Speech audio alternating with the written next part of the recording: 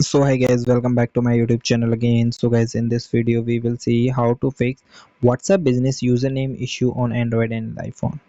So guys, to fix the issue on your WhatsApp business WhatsApp, so ensure your app is up to dated to the latest version. And if you facing such type of issue, so guys, first of all, use user not searchable. Customer must enter your exact username including the symbols, as there is a no central searchable directly.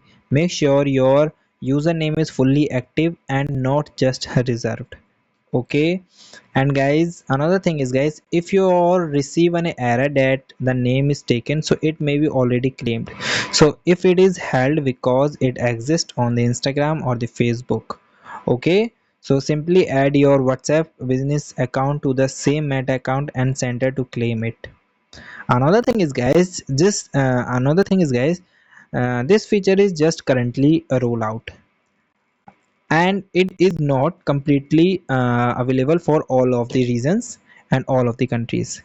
So maybe your country are in the list of that the feature is not completely rolled out, and currently they are just reserved the keywords, sorry, reserve the username.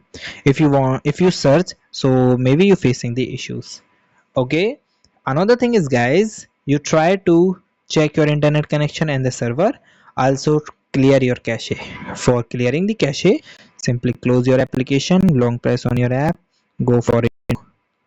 And guys, here you see that close storage and clear cache. And as if your username is currently not active, so guys, you just wait for the WhatsApp notification.